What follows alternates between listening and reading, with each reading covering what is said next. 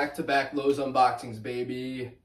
Let's get it. What is going on, guys? Spooky Guy 444 here, coming back at you with my second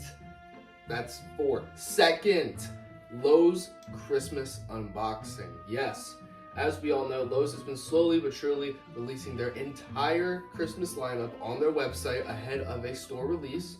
And unexpectedly, because it wasn't supposed to come out for a while as far as I'm aware, they dropped Yukon Cornelius along with Rudolph, who I'll be unboxing tomorrow. Yukon here has been one I've been very excited for. I thought he looked fantastic. He may be my favorite of the entire Techie Lowe's Rudolph line. It just looked so great on the box. Like, look at this. Also, look how big this box is. This box is horrible. Anyway, here is Yukon in the flesh. I'm super excited to get into this. I cannot wait to see him. I think he probably will stay as my favorite of the entire line, but we shall see. But let's not waste any more time. I'm Spooky Guy 444, and this is my unboxing of Yukon Cornelius. Here we go. All right, so now that we have him open, we can start looking at his parts. So let's not waste any time. Disgusting. Why does his arm have a plastic connection? It's a $400 prop. What the hell? His panties are actually looking quite small. Very surprising. This looks like a shirt. Yep, that's a shirt. It has all like the tools and stuff pre-attached, which is always nice. I appreciate that. And they do come off, I think. Oh, no, they don't. Okay. Well, that's good, because that will make setting it up like less of a pain. But yeah, I love all the details. Like, yeah, that's crazy. Look, he's got this. He's got the satchel, the water thing, I forget what it's called, and then he's got all the tools. Like, they really put some effort into this thing, man. Holy crap. I believe this is his backpack. It's not his backpack, it's his hat. Nope, his hat is pre-attached. I can see the head. But here is the backpack. Yeah, I got no idea what I'm looking at. Okay. Shoe plates. That's exactly what it sounds like. It's his shoe plates.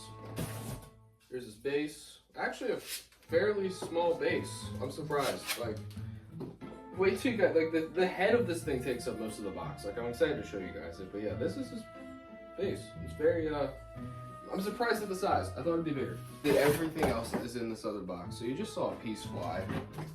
That would be this here, which I believe is his waving mechanism for his hand. And this is just another arm pull.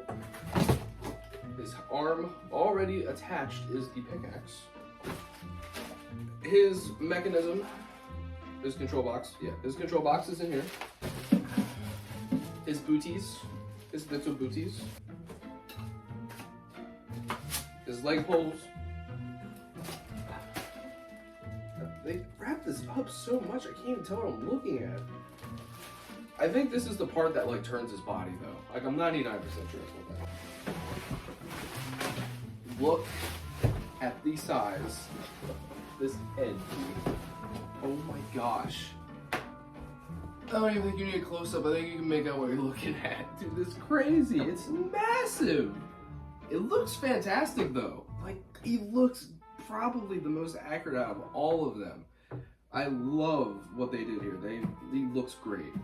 I'm really excited to do this. They put a bunch of padding inside his hat so it stays shape.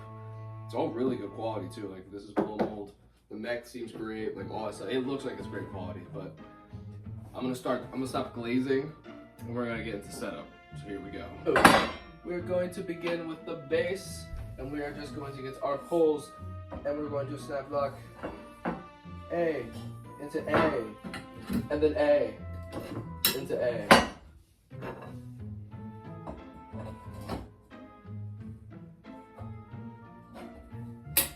Next, I'm going to do his booties. I don't know why I keep calling them that. These shoe plates. I do find it interesting that these are a separate piece. I did think, honestly, Techie was just going to make them like all one thing. But I'm gonna hope that's correct. I don't think he has left and right feet, so we should just be able to slide this on. And that's actually just going to connect.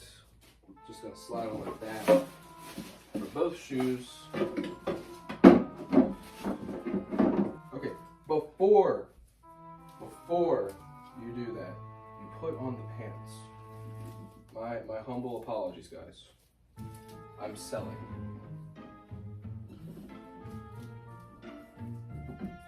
Also, pants, and I think the jacket as well, completely lined with like fabric similar to Bumble. So it's got a ton of lining. It's really gonna last long. And of course, all of the Rudolph ones are outdoor rated, thank the heavens above. But let's go ahead and snap lock this pull in here. And while we're at it, we can also start plugging in some wires here. We're gonna connect eye to eye. Wait. I guess those ones are back supports. This one though is actually gonna go on the front. This is kind of like a cracked out hip loop. It's got 3 prongs, which never seen before, and it sits like that. Very strange, but I guess it's just kind of fill out the jacket, is what I'm imagining this is for. I'm not seeing anywhere to put these just yet. I think it actually is gonna go on Yukon's head, but I guess we'll see. But for now, what I'm gonna do is put on this jacket. All right, first I'm gonna go ahead and do this arm. This is his non-moving arm. So this is the one that holds the pickaxe. This foam isn't even, it's too long for them. And then I'm just gonna snap lock on that arm that holds the pickaxe. And now next I'm going to do his animated arm. So we're just doing the same process, slide it down through, rolled up. We can go ahead and just attach this plastic piece, which I'm guessing this is a permanent snap lock. Yeah, unfortunate, but expected. Hate those, but honestly, there's so much space in his box, I don't really think it's gonna be a problem. All right, the next thing I'm gonna do is his giant head. I'm still kind of confused about those back pieces, so I think I figured it out. Okay, well, good. So I'm just gonna go ahead and snap lock that on, and I can already tell, as you can see, the 6 foot wasn't very true. So I'll move the camera up and you'll kind of see it better, but he's more so just size accurate to Bumble. So if my theory is correct, yeah, these go in the front, kind of like a chest form. All right, after doing that for 6 grueling hours, you can close up his shirt. Oh my God, that was terrible. And your 6 foot Yukon Cornelius is ready to go. So I'm gonna plug him in and we are gonna do a demo right now.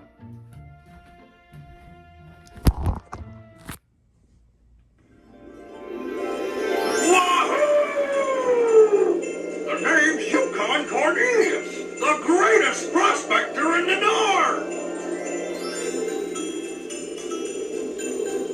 Gold and silver, silver and gold. Yukon Cornelius scores again. Whoopee! Garrett Zooks fumbles bounce. Wahoo!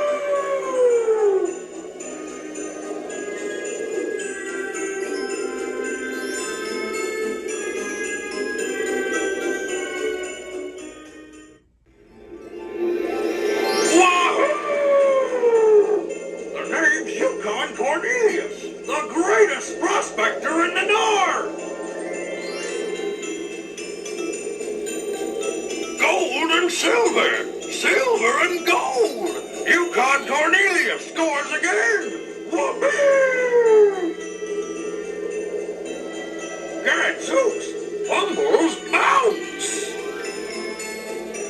Wahoo!